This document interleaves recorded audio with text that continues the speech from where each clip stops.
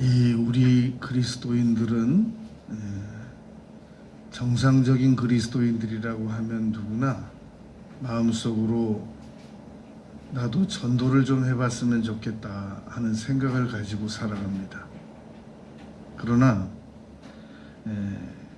교회 다닌 연수와 예수님을 믿은 연수와 자신이 실제 전도한 명수에 대한 통계를 내보면 참 그 심령은 참담할 지경에 이르게 됩니다.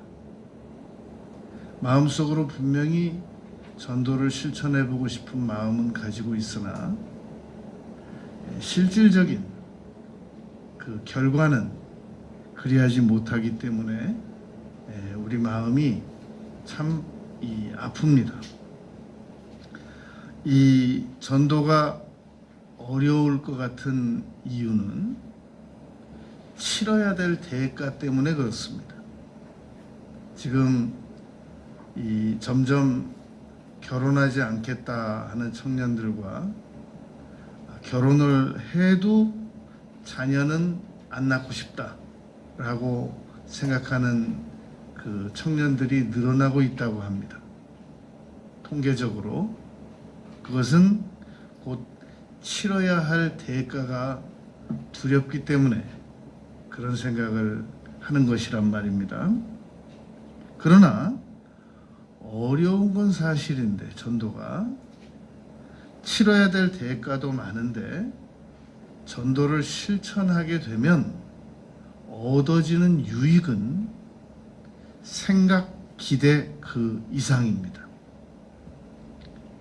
우리가 이렇게 좋은 전도를 실천하지 못하게 되는 결정적인 이유 중에 하나가 전도를 실천했을 때 얻게 되는 유익이 무엇인가, 치러야 되는 대가만 생각할 것이 아니라 결과적으로 얻게 되는 것이 무엇인가를 예의주시하여 생각하지 못하였기 때문에 우리가 오늘까지 전도를 못하거나 안 하거나 덜 하고 있는 그런 실정입니다. 여러분, 이렇게 좋은 전도를 하나님께서는 왜 천사들에게 맡기지 않으셨을까요? 천사들은 이 지상에 있는 사람들보다 훨씬 더 뛰어난 능력을 가지고 있고 꿈에도 나타날 수 있고 여자로 변장할 수도 있고 남자로 변장할 수도 있고 강력한 힘을 나타낼 수도 있는데 왜 하나님께서는 전도를 천사를 통해서 맡기시지 않고 왜 우리 연약한 죄 많은 우리 인생들에게 이 전도를 맡기셨느냐 말입니다. 그것은 상급 때문에 그러합니다. 역할이 다 다른데 상급을 주고 싶어서 그러하시단 말입니다. 여러분, 고린도전 사도행전 10장에 보면 고넬료의 집에 오후 3시 집무 시간에 천사가 방문했지 않습니까? 자세히 한번 생각해 보시기 바랍니다. 그 천사의 역할이 무엇이었나? 그 천사의 역할은 고넬료에게 시몬 피장 집에 베드로가 거하고 있으니까 사람을 보내어 가서 모셔다가 말씀을 들으라. 거기까지였습니다. 여러분, 그게 천사의 역할입니다. 사람으로서는 도저히 알 수 없는, 내비게이션도 없던 시대, 베드로가 그 이스라엘 천지 어디에 가 있는지 고넬료가 무슨 수로 알겠습니까?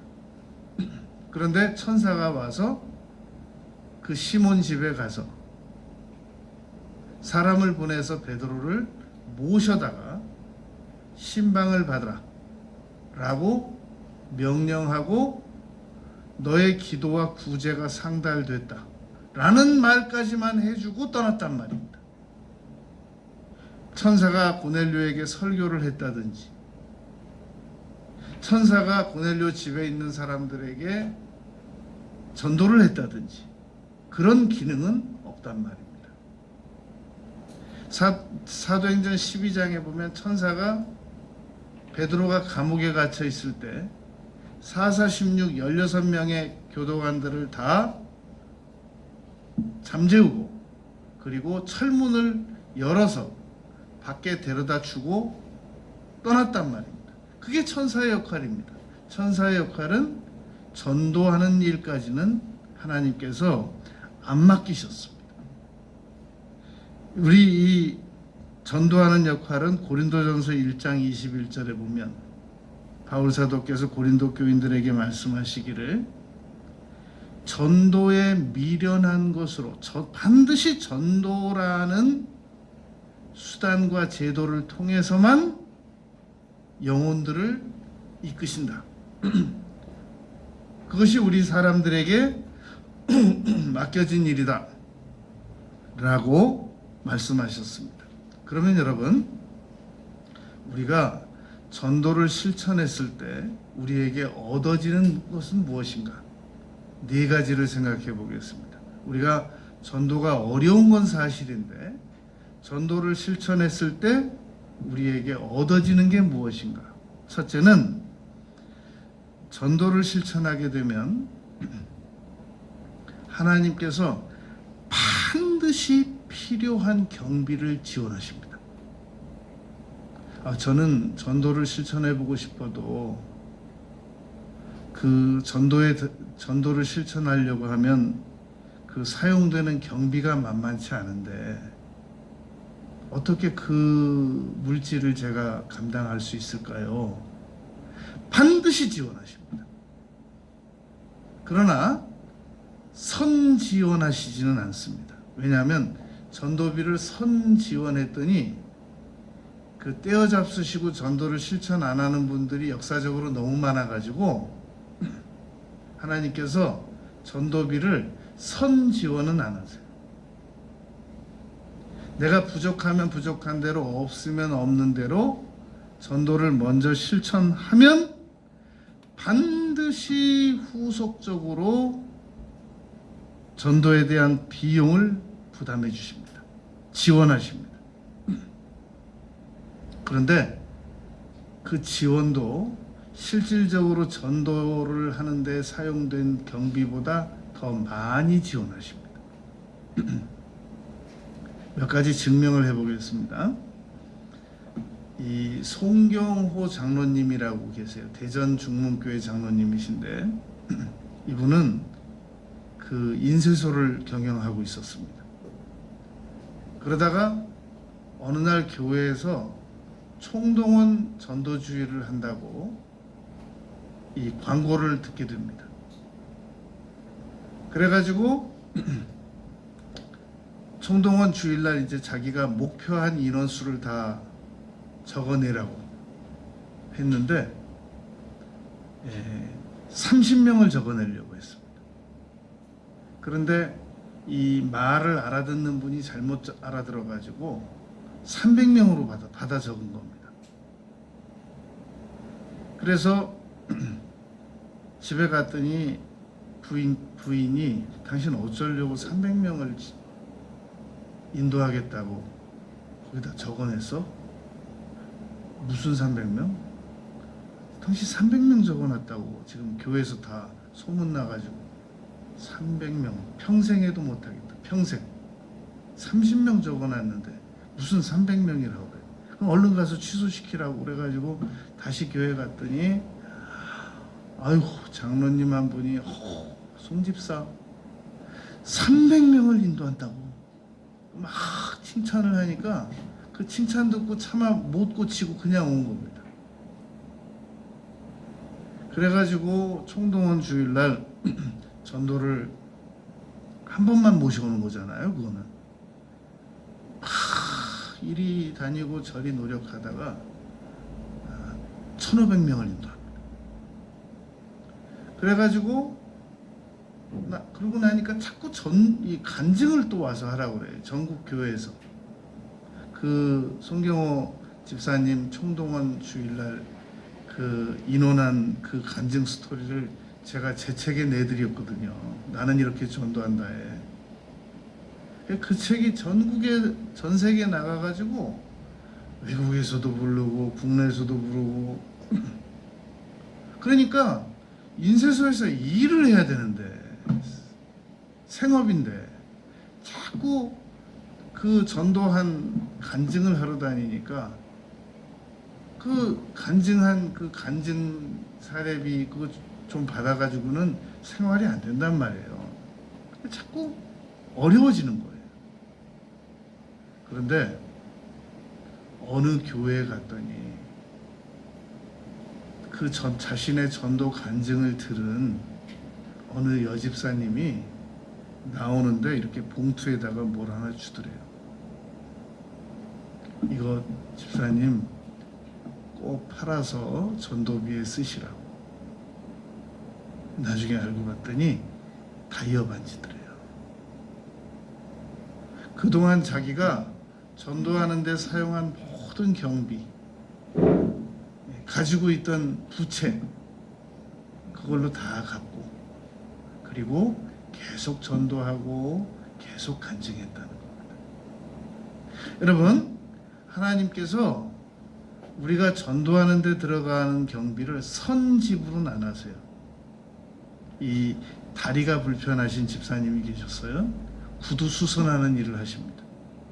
그런데 이분은 자기가 돌아다니면서 전도를 할 수 없으니까 교회 사무실에다 부탁을 했어요.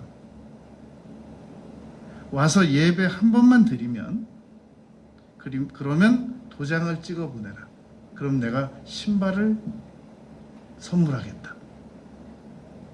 이분도 이제 생활이 자꾸 어려워지는 거예요. 왜냐하면 그 구두 수선해가지고 구두 얼마나 남는다고 그 구두를 도장 찍어 갖고 오는 분들마다 신발을 만들어 주니까 생활비 자꾸 어려워지는 거예요. 희한한 일이 생겼어요. 그 건물에서 그 구두 수선하는 그 장소만 가격이 오른 거예요. 희한하죠. 다 거기만 가격이 올랐대요. 그거 팔아서 장소 옮기고 빚 다 갚고 그동안 전도비 다 하기 반드시 선지원은 안 하세요.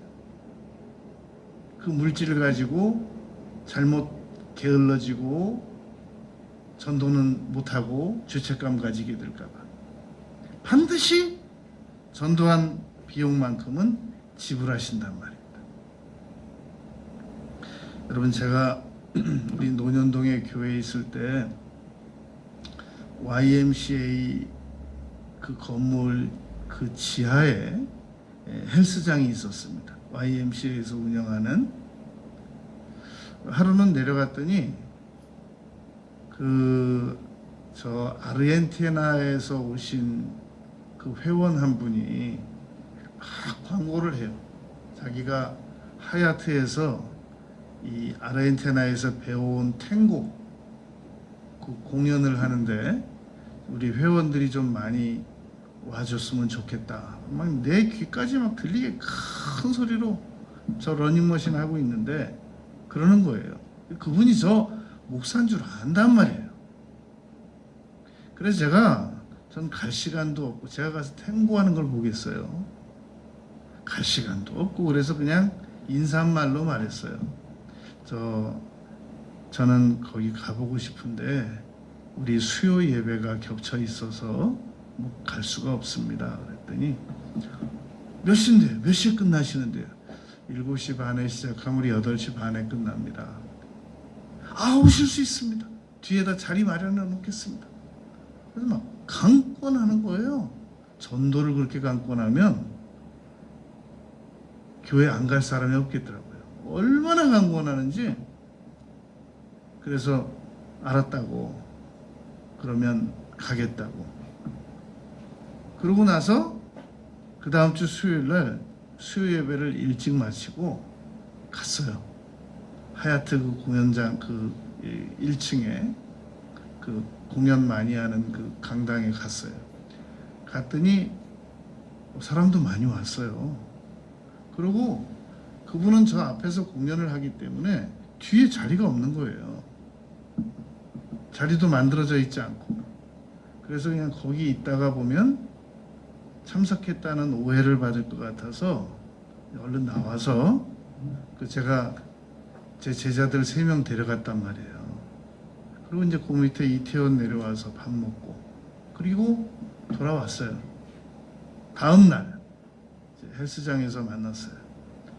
어제 갔더니 그 뭐 자리도 없고 그래서 그 좌석도 안 만들어주고 공연도 다 끝날 시간이 되고 그래서 어쩔 수 없이 그냥 왔습니다.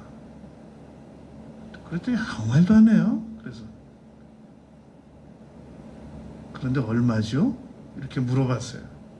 그랬더니 네, 한 명당 12만 원씩 4명이니까 48만 원인데 45만 원에 해드리겠습니다. 그러는 거예요.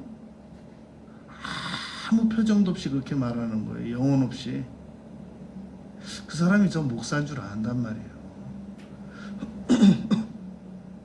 제가 그 사람이 제가 목사인 줄 알기 때문에 아무 말 안 하고 45만 원을 줬습니다. 그리고 나서 참 저 사람 불신자지만 참 경우가 없는 사람이다 라고 생각을 하고 빨리 잊어버려야 되겠다 라고 생각을 했습니다. 그런데 그 다음 날 또 헬스장을 갔더니 회원 중에 한 명이 바로 길 건너편에서 아미가 호텔에서 결혼을 한다는 거예요. 자녀가. 전 그분 잘 알지도 못하거든요. 또 이 말이 또 제 귀에 들린 거예요. 그래서 제가 이현정 집사에게 그 축의금 이렇게 넣어서 갖다 드리고 오라고 했습니다. 그리고 나서 제가 이제 목양실에 있는데 이상한 일이 생겼어요. 그 아미가 호텔에서 결혼식을 끝내고 그분이 지금 결혼식 있는 날이에요. 끝나지 얼마 시간도 끝난지도 얼마 안 되는 그 가족들하고 친지들하고 돌봐야 될 시간인데 그분이 목양실에 왔어요. 그러더니 제게 그러는 겁니다. 목사님, 제가 이거 5,000원짜리 신권 100장입니다. 그러니까 이거 목사님 쓰세요. 목사님 무슨 돈 있다고 축의금을 보내셨어요? 그리고 5,000원 신권 100장을 주고 가는 거예요. 제가 그거 받는 순간 제일 먼저 든 생각이 그 아르헨티나 탱고 강사 괘씸한 거 제가 그때까지 머릿속에 계속 넣고 있었거든요. 이런 세상에 괘씸한 사람이 다 있나. 그런데 그 5,000원 100장 딱 받는 순간 이건 내 잘못했구나. 하나님께서 다 보고 계셨구나. 라는 생각이 드는 겁니다. 그리고 그 다음에 아미가 호텔에서 결혼하는 그분 축의금 보내면서 제가 얼마나 기쁜 마음으로 보냈겠습니까? 잘못했구나 라는 생각이 딱 드는 거예요. 그때 그게 얼마나 죄책스러웠는지 지금도 얘기하고 있잖아요. 지금 이 자리에서도. 세월이 얼마나 많이 갔는데. 여러분, 하나님께서는 제가 목사기 때문에 교회에 대한 이미지 때문에 어쩔 수 없이 사용한 돈까지도 다 보상해 주십니다. 그러나 선 지급은 안 해주세요. 후 지급을 해주신단 말입니다. 이렇게 전도를 실천하게 되면 반드시 필요한 경비를 하나님께서 보상해 주십니다. 왜 그러느냐? 요한 3서 1장 8절 진리를 위하여 함께 일하는 자이기 때문입니다. 전도하는 사람들은 진리를 위하여 일하는 자로 여김받기 때문입니다. 어떤 업무에 종사를 하지 않습니까? 요한 3서 1장 8절에 그러하단 말입니다. 고린도 후서 6장 1절에 보면 전도하는 사람들은 하나님과 함께 일하는 자 라고 기록되어 있습니다. 하나님과 함께 일하는 자.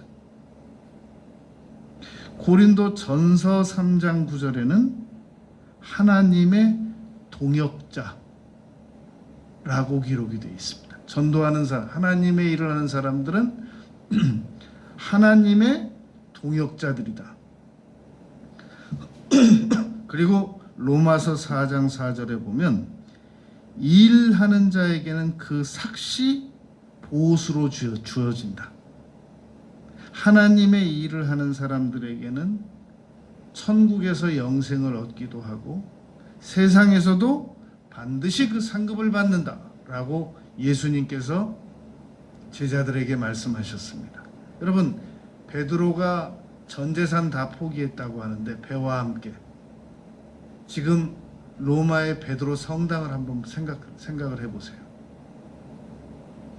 살아있을 때나 죽었을 때나 그 보상이 정말 놀랍습니다. 우리가 전도를 실천하게 되면 반드시 이 보상이 이루어진단 말입니다. 그런데 여러분, 그런 말 있잖아요. 친구의 재산의 절반은 내 거다. 물론 친구의 재산 물질이 절반이 내 건 아니고 그 영향력의 절반이 일부가 나를 위해서 사용하는 것이란 말입니다. 우리가 여러분 왜 이렇게 돈 벌려고 그래요? 내가 먹고 사는 건 얼마 안 됩니다. 그런데 자꾸 우리가 돈을 더 많이 가지려고 하는 건 사실상 자기가 사랑하는 관계성자들에게 베풀고 싶어서 그러는 겁니다. 여러분, 할머니들이 무슨 돈이 필요해요? 자꾸 손주들 뭐 사주고 싶어서 돈 가지려고 그러는 거거든요. 할아버지가 여러분 무슨 돈이 필요해요? 그 손주들 뭐 사주고 싶어서 그러는 겁니다. 사람은 뭔가를 많이 가지고 싶은 게 자꾸만 자기가 좋아하는 사람들, 사랑하는 사람들에게 뭐 하나라도 베풀고 싶어서 가지고 싶어 하는 거지, 자기 사용하는 건 얼마 안 된단 말입니다. 그러니까 친구 영향력 절반 내 거고 친구 재산의 절반이 내 거라는 말이 있단 말입니다. 그러나 전도할 때 반드시 주의해야 될 것, 분명히 전도를 실천하게 되면 하나님께서 우리에게 경비를 지원하시므로 반드시 주의해야 될 것, 전도 대상자들이 가지고 있는 물건 중에 이거 어디서 샀냐 그런 거 안 물어보는 겁니다. 이거 참 예쁘게 생겼다, 절대 그런 말 하는 거 아닙니다. 전도해놓고 그 집에 가서 이거 너무 예쁘다, 나도 이런 거 하나 있었으면 좋겠다, 그런 말 하는 거 아니란 말이에요. 그렇게 가지고 싶으면 가지세요. 그럴까? 그러는 거 아니란 말입니다. 혹시 뭐 필요하냐고 물어도 아니라고. 나는 하나님께서 다 채워주신다. 가지고 싶어도 그 전도 대상자를 통해서 받으면 안 돼요. 다른 방식으로 생기게 해야지. 자꾸 전도해놓고 자기보다 물질 더 좀 풍부하게 여유 있게 사는 사람 전도해놓고 이것도 가지고 싶다 그러고 저것도 탐난다 그러고 저것도 예쁘다 그러고 안 된단 말이에요. 그거는 줘도 받지 말고 줘야 되겠다고 생각이 들게도 하지 말고 전혀 이 물질에 초연한 사람처럼 그렇게 이 언행을 해야 된단 말입니다. 그리고 오히려 내가 주는 거예요. 주라! 그리하면 너희에게 누르고 흔들어 넘칠 것이다 라고 말씀하신 것처럼, 그래서 전도에 사용되는 경비는 하나님께서 반드시 채워주십니다. 그리고 그 전도 대상자가 가지고 있는 것 중에서 탐나는 것도 채워주세요. 속으로만 탐내하란 말입니다. 그렇게 가지고 싶냐? 그러나 불필요한 건 안 채워주신다는 거를, 그 경계선이 있다는 걸 인정해야 됩니다. 두 번째, 전도를 실천하게 되면 대인관계 능력이 향상됩니다. 왜 그러느냐?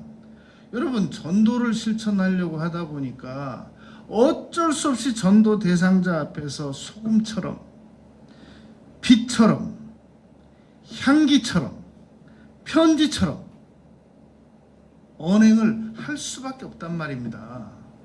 어떤 사람은, 어떤 전도자는 오히려 전도 대상자가 달래요. 내가 잘못했어요. 다 이해하세요. 그럴까 그럼? 다음에 또 그러면 진짜 안 봐. 오히려 전도 대상자가 전도자를 달래요. 성품이 더 좋아가지고. 좀 거꾸로 된 거 아니에요, 여러분? 지금 전도하러 간 사람이 전도 대상자가 교회 안 나온다고 이거 기분 나빠서 안 나오고 저거 기분 나빠서 안 나오고 워낙 까다롭고, 그래서 그냥 전도하러 간 사람이 이 비유 마치고 저 비유 마치고 그냥 교회 한 번만 나와달라고 그래야 되는, 거꾸로 뭐 툭하면 삐져가지고 연락이 안 오고, 그냥 전도 한 사람이 오히려. 왜 요즘에 아무 연락이 없으세요? 뭐 제가 또 뭐 잘못했어요? 생각해보면 알 거야. 어? 내가 왜 안색이 안 좋은지. 여러분, 그래가지고 어떻게 전도가 되겠어요? 지금 누가 할 소리를 누가 하고 있는 거예요 지금? 그러니까 전도를 실천하려고 하다 보면은 화낼 것도 안 내고 오히려 오래 참고, 그리고 달래고, 그리고 전도를 실천하려면 100번은 참아야 돼요. 100번. 그러니까 전도 내가 할 대상자가 약속을 안 지키면 이제 99번 남았다. 또 약속해놓고 시간 바꿔버리면 98번 남았다. 나 지금 스케줄 다 정리하고 준비하고 있는데 안 되겠는데요. 못 가겠는데요. 친구가 갑자기 연락이 와가지고요. 97번 남았다. 거꾸로 세 들어가야 됩니다. 100번은 최소한 참아야 된단 말입니다. 그러니까 오히려 대인관계의 역량이 길러진다는 말이죠. 대신에 전도 대상자를 잘 전도를 하게 되면 친구 한 사람을 얻는 겁니다. 양육 대상자이면서 좋은 친구이면서 하나님 나라 백성을 한 명 얻는 거란 말입니다. 누가복음 15장에 탕자 비유, 잃은 양 비유, 잃은 드라크마 비유를 통해서 알 수 있단 말입니다. 세 번째, 전도를 실천하게 되면 반드시 명예가 상승됩니다. 다니엘서 12장 3절에 보면 많은 사람을 옳은 대로 돌아오게 한 사람은 별과 같이 영원토록 빛나리라 라고 기록되어 있습니다. 여러분, 그 황우여 장로님, 여당에 속한 분이죠. 황우여 장로님이, 저는 그 CBS에 나와서 간증하는 거 듣고 감동스러웠습니다. 자신이 의원을 꼭 한 번 더 했으면 좋겠는데 하나님께 그냥 의원 한 번 더 하게 해달라고 말씀드리기가 죄송스럽더랍니다. 그래서 약속을 했답니다. 하나님, 제가 100명을 전도하겠습니다. 그러니까 저 의원 한 번 더 시켜주십시오. 그리고 그 약속을 지켰답니다. 그리고 하나님께서도 황우여 의원을 이 의원 한 번 더 시켜주셨답니다. 그 국회의원 그만하고도 지금 여러 중요한 그 직책에 맡고 계시죠. 반드시 명예를 상승시켜 주십니다. 이 인천의 주한 장로교회 안강좌 권사님, 그분도 제가 제 나는 이렇게 전도한다 책에 이 간증을 넣어드렸습니다. 제가 주한장로교회 갔을 때, 그 설교하러 갔을 때 와서 참석하시고 좀 만나자고 그랬는데 그때 도저히 다음 스케줄 때문에 못 뵙고 왔는데 그게 오래전 일인데 아쉽습니다. 그러나 안강조 권사님 간증은 참 감동적입니다. 이 안강조 권사님은 생활이 많이 어려웠습니다. 아이는 7년째 아팠고, 그리고 이 밖에 다니실 때도 우리 그 목욕탕에서 신는 그 플라스틱 슬리퍼, 그거 신고 다녔습니다. 내용의 간증 내용이 그런 게 있으니까 제가 알죠. 그러다가 한 번은 그 지하도 앞에서 그 어느 스님이, 젊은 스님이 계속 목탁 두드리면서 그 절하는 거 보고 너무 딱하더랍니다. 근데 이제 그분들을 그렇게 그 자리에서 그렇게 하게 하는 거는 또 배우 돕는 분들이 있대네요. 그래가지고 그걸 모르고 이 안광자 권사님이 그분에게 가서 집사 때 그 젊은 스님에게 가서 진짜 스님인 줄 알고 전도하다가 그 배우 조직에게 매를 많이 맞은 겁니다. 그 길에서. 그러면서도 교회 총동원 주일이 있을 때마다 계속 전도하고, 어느 날 어느 교회 간증을 갔더니 그 교회 그 한 안수 집사님이, 사업하는 안수 집사님이 그러더랍니다. 권사님, 제가 권사님 간증을 들어보니까 도저히 제가 그 소나타 골드 새로운 차 제가 타려고 다 준비가 다 돼 있는데 양심이 허락을 안 합니다. 이 소나타를 권사님이 타시는 게 좋겠습니다. 그리고 양도해 주더래요. 그리고 그 남편은 아주 계속 실업자였습니다. 아무 수입이 없는. 그런데 전도를 시작하고 나서 한 건축회사에서 그 부군을 영입해가지고 상무이사로 앉혀주고, 여러분 안강조 권사님이 아무 전도도 안 하고 그 간증 내용대로 월남치마 입고 그 플라스틱 슬리퍼 신고 애 7년 동안 아프고 동네 아줌마들하고 잡담이나 하고 있고 그랬다면 무엇이 얻어지겠냐는 말입니다. 이 소금장로라는 책이 그 기독교 서적에 있습니다. 김수웅 장로님. 김수웅 장로님은 완전히 사람한테 젊었을 때 사기를 당해가지고 정신병원에 갔더니 입원할 상황이었습니다. 그리고 이 세상 자기가 2번 태어나서 평생 2번 다 벌어가지고 한 푼도 안 쓰고 그 빚을 갚아야 될 만큼 빚을 졌습니다. 그런데 서울에서 직장 생활하고 시멘트 한 포 치고 시골 집에 가고 주말에 서울에서 한 주간 동안 일하고 벽돌 사서 버스로 싣고 집에 가고, 그래가지고 그거 얼마나 되겠어요?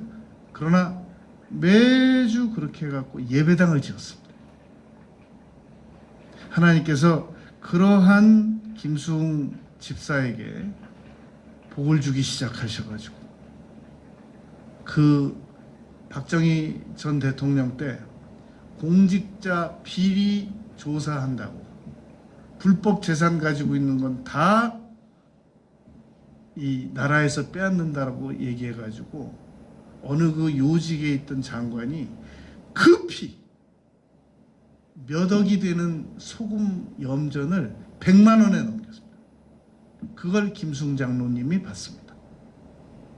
그래가지고 소금 사업을 해서 빚 다 갚고 세상에 2번 태어나야만 갚을 수 있다고 한 빚 다 갚고, 그리고 늘 이 한 달에 한 번씩 3개월에 한 번씩 호텔에서 그 지역에 있는 실업인들을 모십니다. 자기가 밥값 다 내고, 그리고 식사 대접하고 거기서 전도 메시지 전하고, 그리고 결심 받고.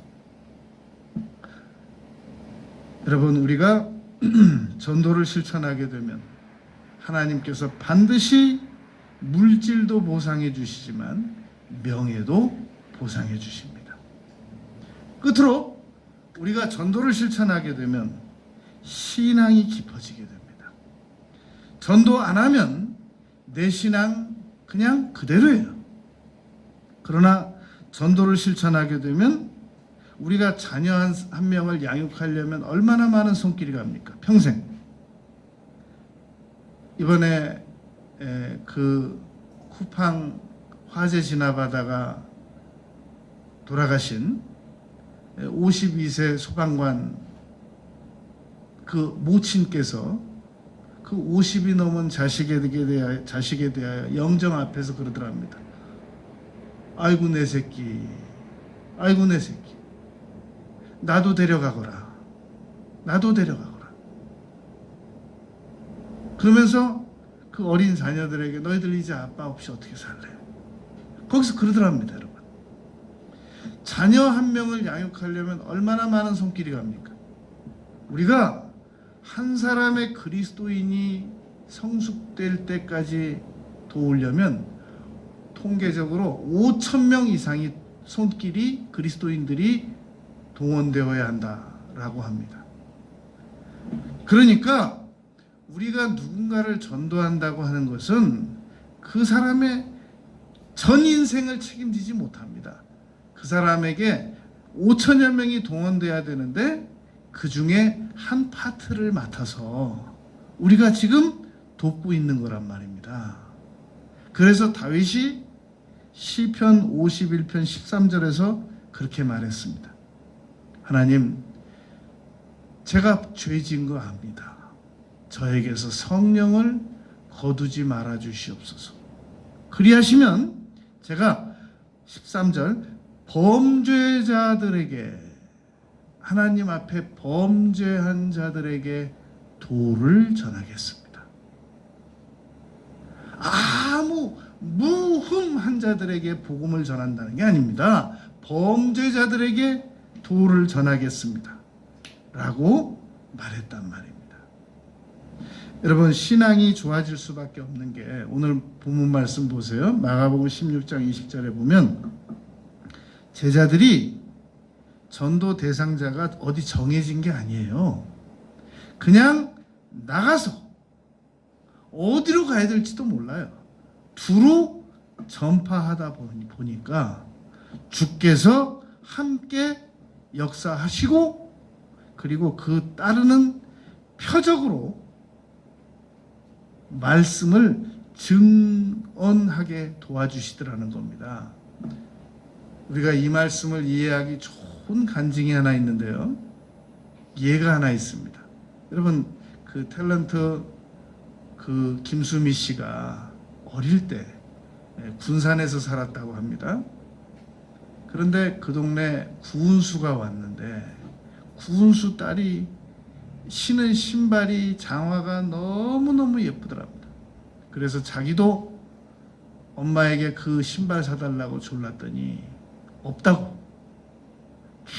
계속 졸랐더니 그러면 네가 시장에 나가서 이 시금치, 이거 배추, 이거 팔아서 사. 그러면서 한 다라이를 주더랍니다.